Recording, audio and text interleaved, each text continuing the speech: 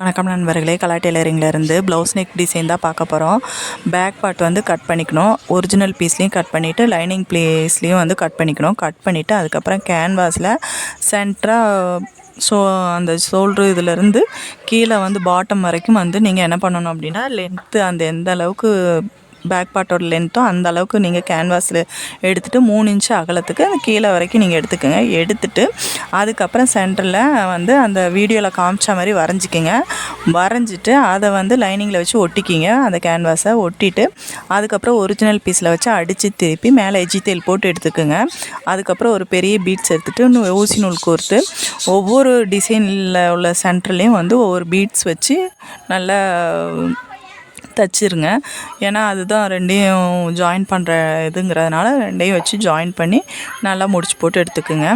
அதுக்கப்புறம் பார்த்திங்கன்னா பார்க்க க்யூட்டாகவும் இருக்கும், நல்லாவும் இருக்கும். இது பிடிச்சிருந்தால் லைக் பண்ணுங்கள், ஷேர் பண்ணுங்கள், மறக்காமல் சப்ஸ்கிரைப் பண்ணுங்கள்.